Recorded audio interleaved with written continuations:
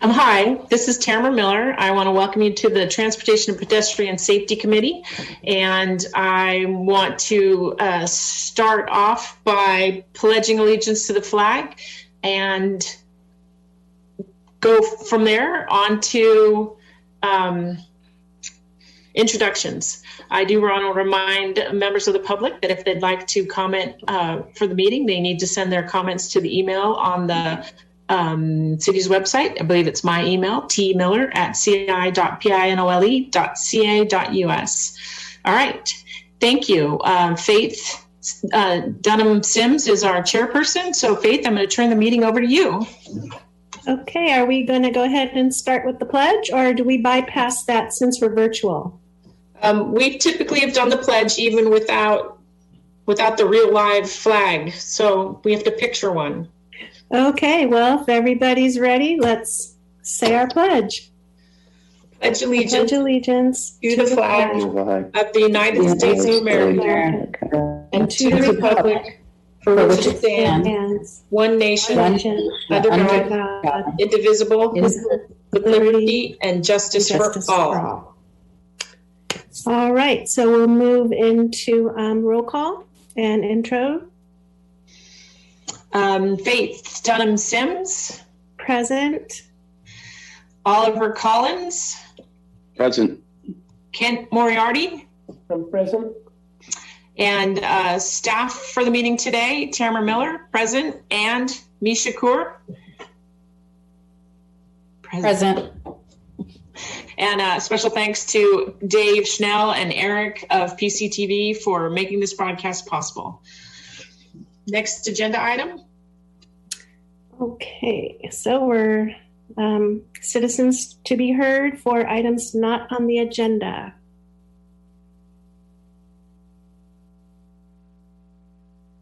Did we have any submissions? I have just checked my email and even my junk folder, and I have no submissions for items not on the agenda. Okay, then we'll move on to item number 4, presentations. So Misha and I will be working together to provide you an update on these 3 items. So we'll probably be going back and forth. The first one is a complete streets resolution. This was an ask by the Transportation Pedestrian Safety Committee last time we were together, and we are bringing it back. The package in front of you shows the documentation that was provided at the last One Bay Area government grant cycle. City of Pinole did submit applications for that grant cycle, and we did so with a certifying letter that we had made updates to our general plan, and our applications were accepted for that process.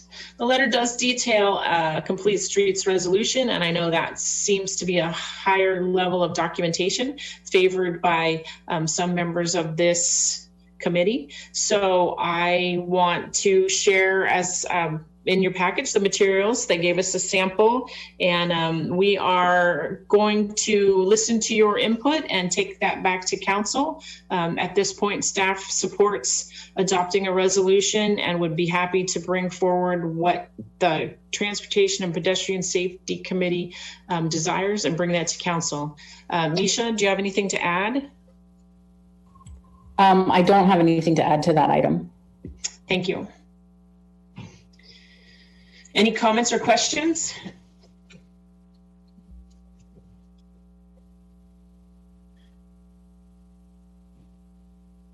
If you're on mute and you have a question, I can't hear you. So nobody's coming off mute, so no questions.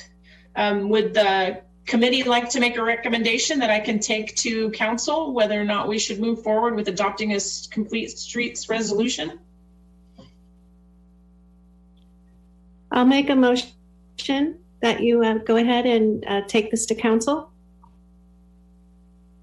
I'll second it. Yeah. Sorry, I didn't jump in when I was going to do the comments. The motion would be to use the example that's in the packet, the City of Alameda one. The blank with the ad information, the city of Alameda is a sample, but MTC recommends that we follow the template they have, tailoring it to our individual special needs. Yeah. I think that's great. I don't think there's any need to reinvent the wheel and put a lot of effort into something completely different. I think just following a good example that's already been put together is great. So sorry to say that in the middle of the motion. Well, thank you for that motion and that second. And I'm pretty sure I heard Kent vote an aye. So the motion carries, and we'll go ahead and bring the Complete Streets resolution to the council. Cool. Thank you. Yeah. Misha, can I turn the lead on the next item over to you since you've been doing so much this work? Yeah, sure. Thank you. So at our last TAPS meeting, we shared that the Merlesta and Appian Way project was previously funded with OBAG 2 funds, but these funds were unfortunately suspended due to COVID. We also discussed our application with you for TDA Article 3 funds to fund the installation of a hawk at this intersection. We now have our consultant on board who's working on preliminary engineering and design for this project. And included in your packet is the Wildan analysis that was provided. And in that analysis, Wildan either suggested a full signal or a hawk, but ultimately the hawk was supported by TAPS. We are anticipating some possible new development applications in the area. And so we are working with our consultant to match funding as well as appropriate safety treatment based on today's conditions. From what I've heard from them so far, both options are still good options. And after submitting our TDA application, we had a virtual field review with the countywide BPAC, and we were encouraged to continue to install a full signal at the intersection. But just as of yesterday, we heard back in regard to our application, and the countywide BPAC has recommended our project to be fully funded and noted that those funds can be either used for the hawk or a full signal because they understand that we are also seeking additional funding. We received the full amount that we were seeking from TDA Article 3. If you remember, that was an estimate about $129,400. Concurrently, CCTA has been helping us to identify additional funding for this project due to the loss that I mentioned. And they nominated our project for a safe and seamless quick strike program to be able to fund a full signal. A full signal is expected to cost approximately $420,000. Our nomination from CCTA was for $350,000 in safe and seamless funds with $120,000 local match. The Safe and Seamless Mobility Quick Strike Program is a one-time competitive grant opportunity within the One Bay Area Grant Program. And the federal funding is basically available to support local and regional projects that can be implemented fairly quickly and benefit communities responding and adapting to COVID-19 environments. The program emphasizes bike and ped safety and mobility, any connections to transit, and projects that advance equitable mobility. This upcoming Monday, we're going to be presenting our complete street checklist to the countywide BPAC again, but this time it'll be for the Safe and Seamless Quick Strike program.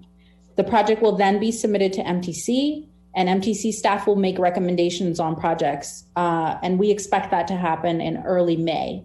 By mid-May, final application materials will be due, in which we will possibly address any questions that MTC staff may have, and it will include a resolution from City Council to support the filing of the application. So we are seeking your recommendation in regards to this project for the possibility of installing a full traffic signal as well. And if Tamara has anything to add, I'll let her speak on it. Well, we can run through the slides that we have for the Safe and Seamless Mobility Quick Strike program because we do have some additional materials in there that might be to share. So can we have the next slide, please? These are the materials that we'll be using on our presentation for the BPAP. Can I have the next slide, please? So we all know the project location since we're very familiar with it. Can I have the next slide? Here's our street. Next slide, Dave. Thank you. Existing condition. Next slide. The aerial lines might be a bit of a puzzle for the designers, but they're confident they can make this work out. Next slide. One more, Dave. Oh, that's tough to see. Can you see? Is that the last one, Misha? Yeah. That's the last one. So in black ink, they have AutoCAD'd in a full signalized intersection, which allows us to have 4 crosswalks. And I do believe that was one of the BPAP's hopes, dreams, and desires in lieu of the 1 crosswalk. So you can see the crosswalks, you can see some of the signal arms that they're proposing. So this is something also that Wildan presented when they went over the intersection back in 2015, I guess. I can't remember the exact date. Is there one more slide, or is that just on to the next agenda item? Yeah. Thank you, that's fine. So as Misha said, we're looking for a recommendation from the Transportation Pedestrian Safety Committee as to support of not just the Hawk, but also the signalized intersection, and it will move forward. The Quick Strike program is a rapid funding program, and they really do want the improvements down on the ground. So that's why we're asking for tax support on both the Hawk and the signal. The design engineer who's working with us will go through the protocol for the design of the intersection and verify which one would be best. Again, under the current situation that we have now, not the 2014-15 timeframe that we were planning for back then. And we are looking at applications for housing on the doctor's hospital site and an application for housing on the old, I think it's a sheet metal union hall or plumber's union hall down off of Roble. So there's going to be more traffic in the area. So we're both available for questions and willing to listen to comments. Thank you. I have a How question. much? Sorry, go ahead. No, go ahead. Sorry. Could you please repeat the 129,400 was the price of the Hawk, and you said we were awarded some money, and then the Quick Strike program would be additional funds. Is that correct? So I was going to say, when the Wildan analysis was done back in 2016, the estimated cost of a Hawk was anywhere between $140,000 to $170,000. When we initially submitted our request to the county BPAC, they thought the money that we had spent on the Wildan analysis was quite low, so they wanted the city to match higher. So when we revised our application, we said that we would be paying for the preliminary engineering and design, and that we were seeking funds for the construction. So at that point, our total cost of the project for the Hawk was closer to $168,337, and we were seeking $129,400 from the TDA portion for the installation of a Hawk. For the award is still pending. I just want to interject. The award is still pending. It was recommended by the BPAP, but we don't anticipate any change from the recommendation. Okay, and if we did opt to support the full signal, would there be more funding coming in for that then, since it's so much more expensive? So the hope is that the full signal will cost, based on today's costs and based on what our consultant has told us, the full signal, if it costs $420,000, we have been nominated by CCTA to apply for $350,000 in safe and seamless grants and have $120,000 as our local match. Our hope is that we'll be able to use the TDA funding as our local match and get safe and seamless funding for the full signal, since the countywide BPAC has said that we can use that money either towards a Hawk or towards a full signal. Thank you. Yeah, I have a question about Yes. the Hawk. Can you explain what the design is going to be of that, or how it functions? Is there going to be a sensor to sense bicycles coming up to it, or are you going to have to push a button to activate it, or what's the design of the Hawk that we're proposing? Well, the Hawk itself was going to be a pedestrian activated. So if there was a bicyclist in the area, they would be required to push the button, because the non-dominant side wasn't going to be altered with signalization whatsoever. So there would be no traffic loops placed in Marlesta. And actually no loops in Appian as well, since the activation is by the pedestrian push pad only. If we go to a full signal, then there'll be activation. In this case, I believe our designer is proposing cameras and not loops. We'll still have the pedestrian pads, but the signal will be activated as per the timing through the cameras. So the Hawk is not for bicyclists at all. It's only for pedestrians. It seems like a big expense to just cater to one.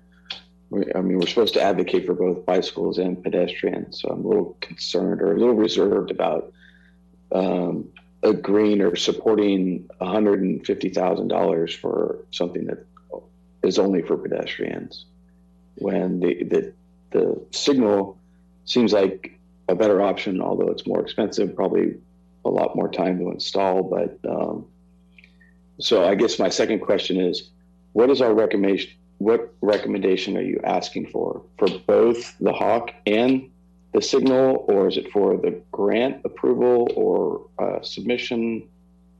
I guess I'm a little confused on it. Well, thank you for that question. It's great. And this committee has actually been involved in this intersection for, 5 years. So the Traffic and Pedestrian Safety Committee has already recommended the Hawk signal, and we're part of the grant process through OBAG 2 to get the grant funding that was actually lost. So we had approached solving the problem of increasing safety for pedestrians with a budget in mind, because Pinole's has got some serious budget constraints. And I believe even that was said in the Wildan memo. Both the signalized intersection and the Hawk would function equally for pedestrians, and as you say, provide more enhancement for even cross traffic on cars. But the thought was the city didn't have enough funding to pursue that. So a bird in the hand is better than two in the bush, and the committee and the city moved forward with a recommendation for a Hawk. When I went through this dilemma with the city manager, I presented it the same way that you're looking at it, Oliver, which is the signals seems like it serves more function and has more functionality. So why would we not want to go that way? Well, we're very sensitive to losing the bird in the hand. And when we put this agenda item together, we had not yet heard from BPAC on the recommendation for the TDA grant funds. So we just heard from them, what was it, Monday or Tuesday of this week. So we feel like we have the bird in the hand now, and we are asking you to make a recommendation to the council that we broaden the ask so that we can have the two birds in a hand instead of just one.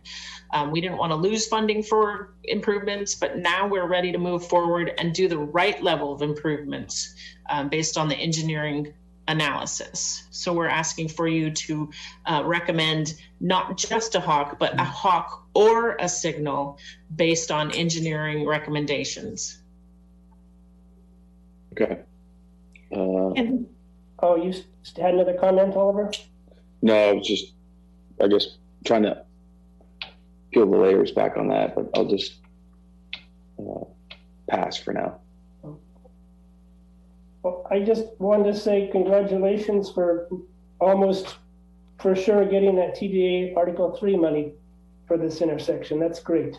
And it sounds like it's likely that we would get the CCTA Safe and Seamless money, because if we did, I mean, obviously a fully signalized intersection is preferred by everybody, including the engineer who did that analysis.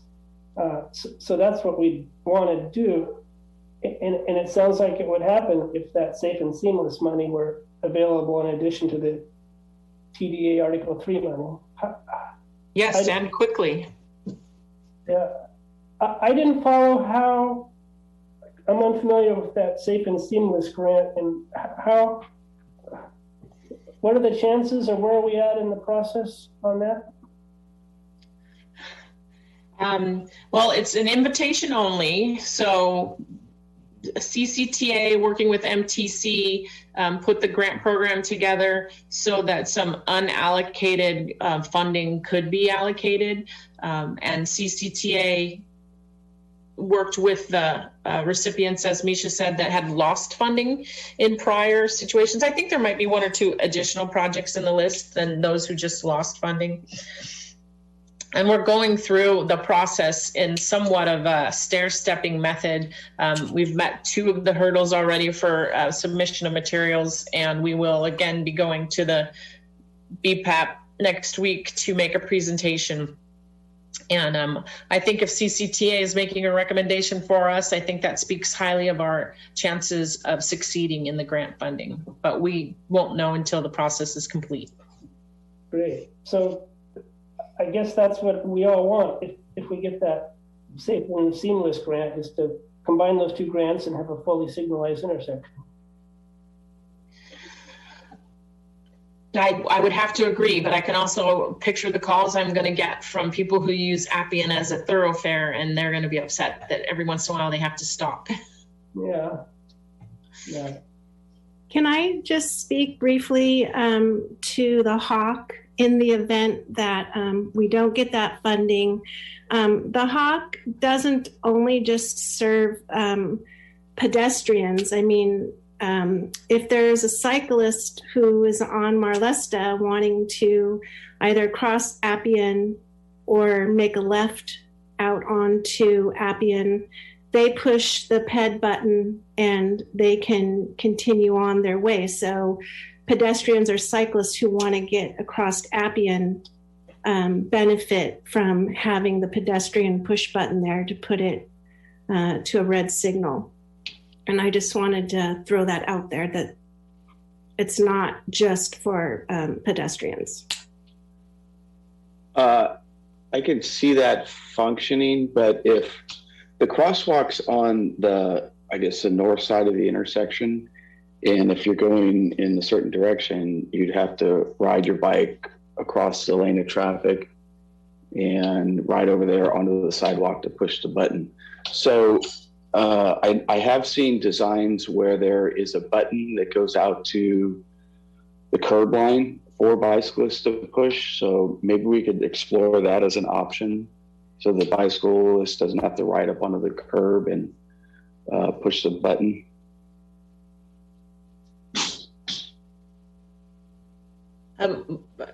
If that's the will of the entire Traffic and Pedestrian Safety Committee, we would certainly document that for you.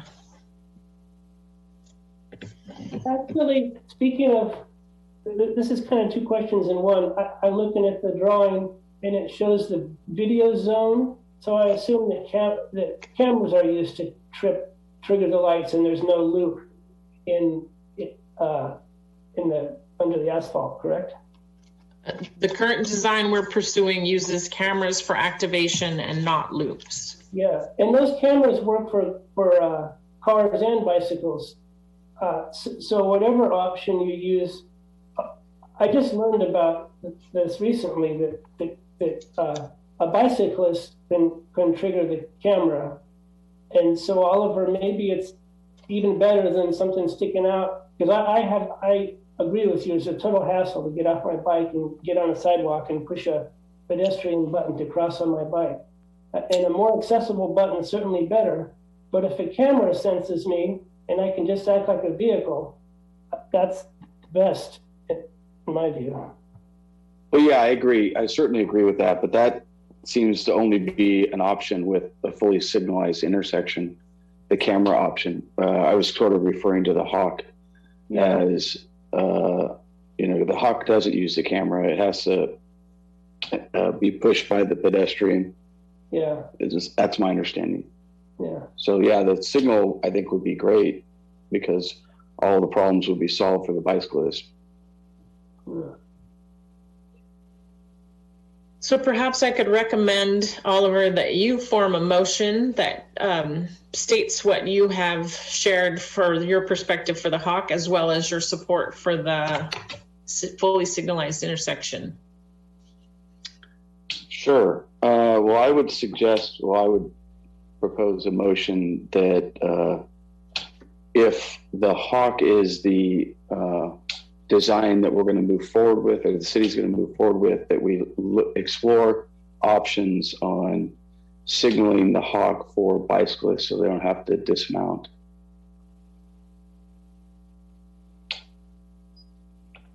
I wonder if, since the fully signalized intersection is the best, and it's maybe even likely if we get these two grants, could we just make that recommendation for the fully signalized intersection, like plan A only, and then if it falls through, then come back with a plan B, rather than just giving kind of a less clear recommendation? Seems reasonable, but Oliver has a motion on the table. Yeah, okay. But Oliver, I'm wondering if rather than having any, just focus on plan A only and not even talk about the hawk for now, and not.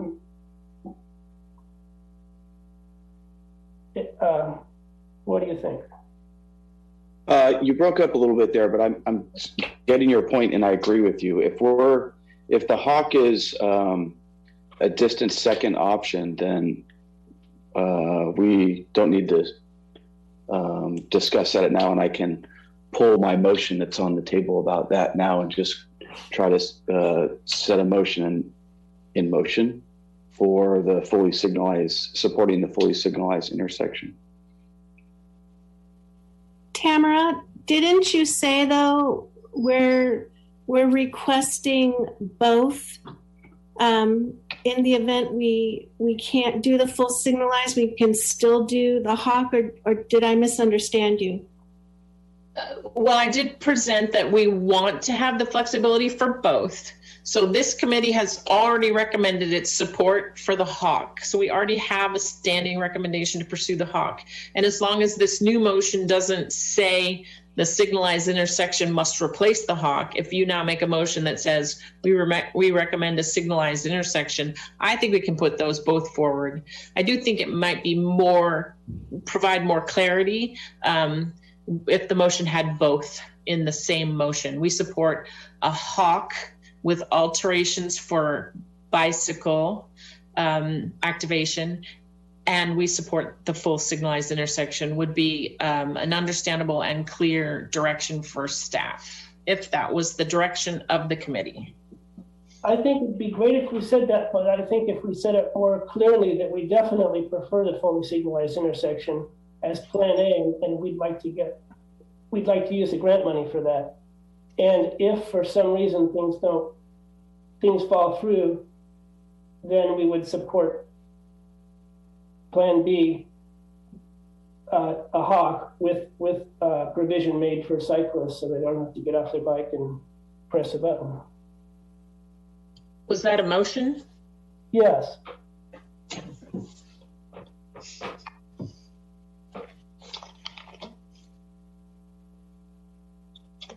Is there a second? I'm having such a horrible time hearing everybody. So Kent made the motion that we support the hawk with the adjustments for cyclists not to dismount and the full signal, but our preference is the full signal. Did I get that right?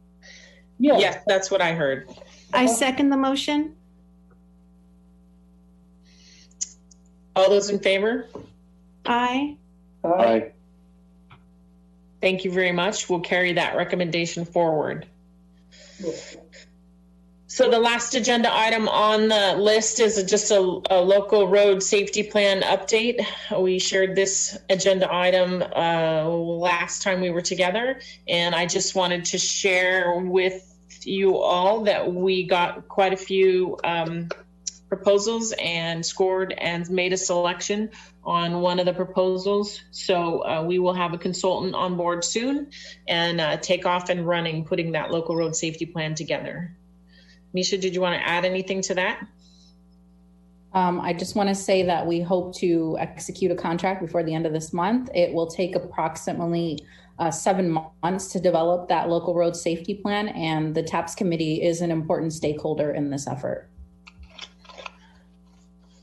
We will likely be using the TAPS committee for all of the public outreach opportunities, although we're still trying to figure out what our constraints are for Zoom, because we do want to have a meeting where the public can actually be there, even, you know, checking in with a little box on Zoom, unlike the phone, which, by the way, I should check and make sure I don't have any more emails from comments from the public. Yep, no emails. We're good still. Better check my junk. Yep, no junk. All right, so next slide.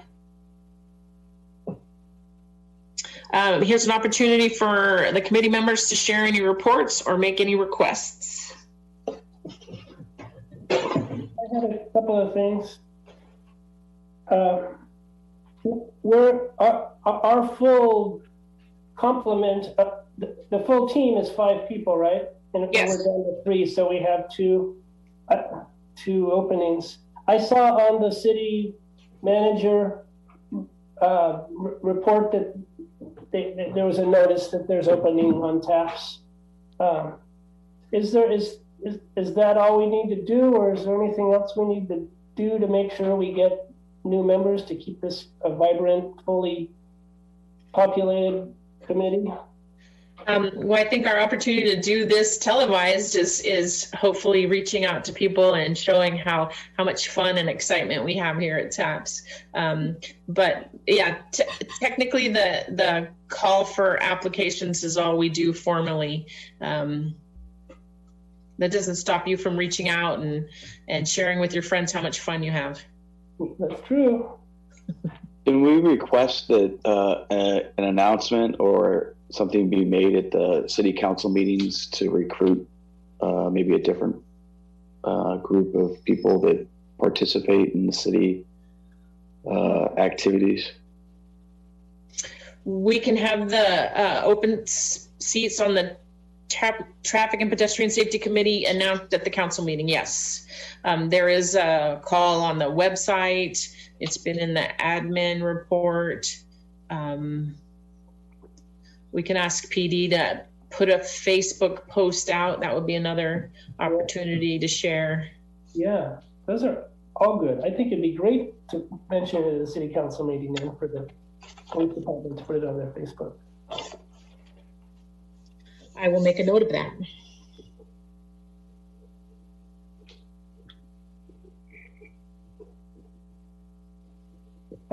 I had another question if we're done talking about new members.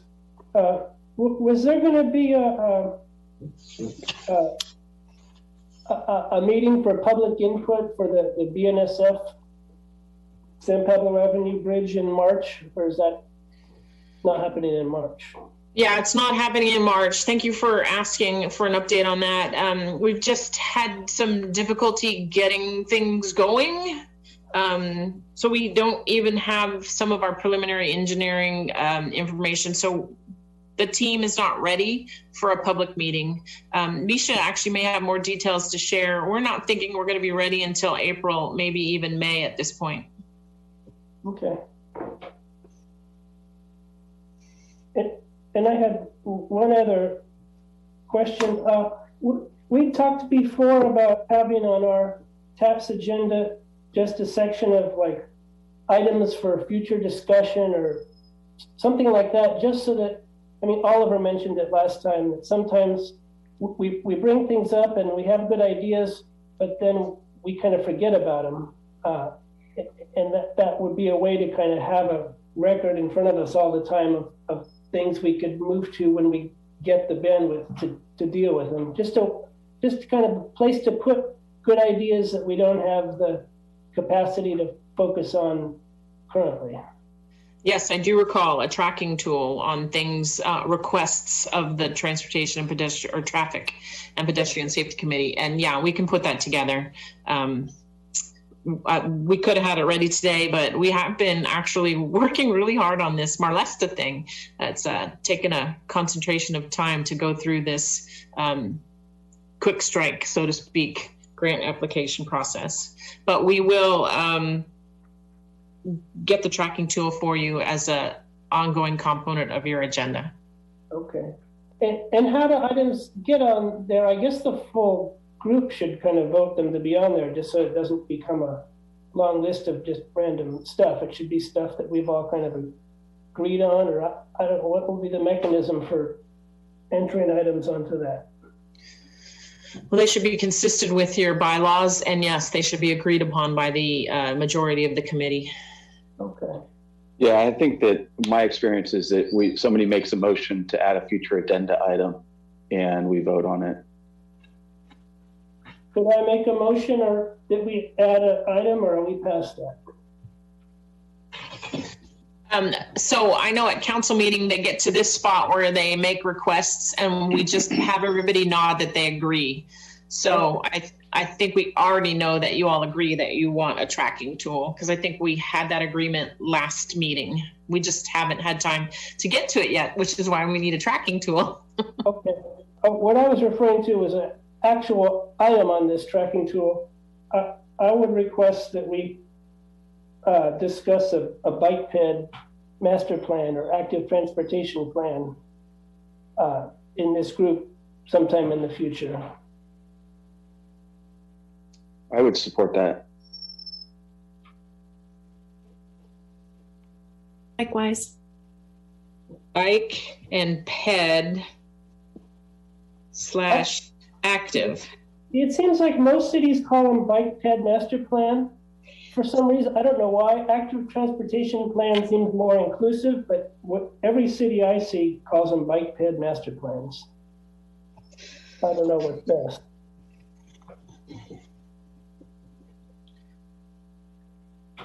Yeah, I mean, philosophically, if you have an electric bike, is that an active transportation?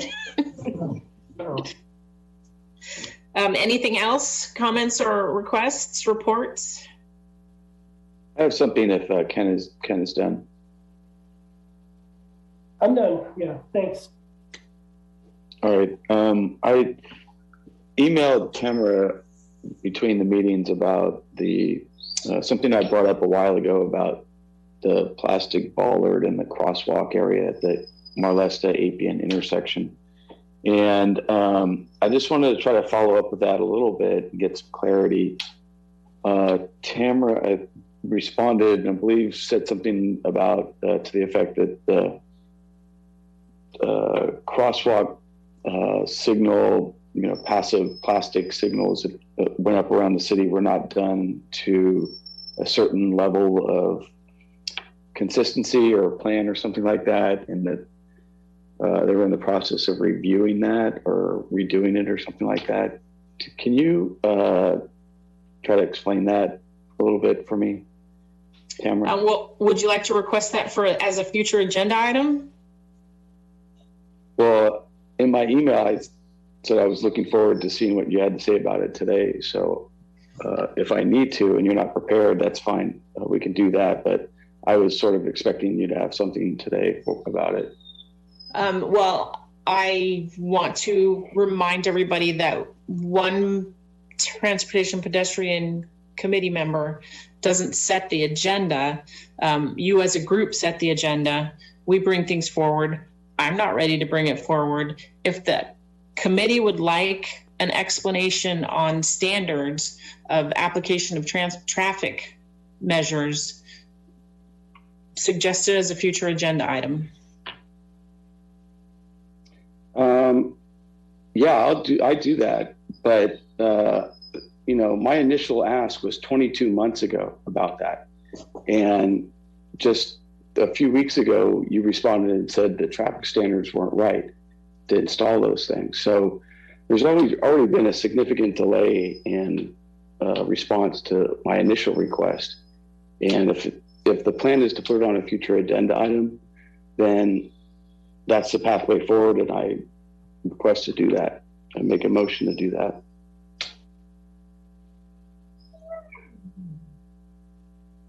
How do the other committee members feel about that agenda item? Oh, I second it. I second that motion. Okay, we'll add it to the tracking tool and we'll bring it back to the committee.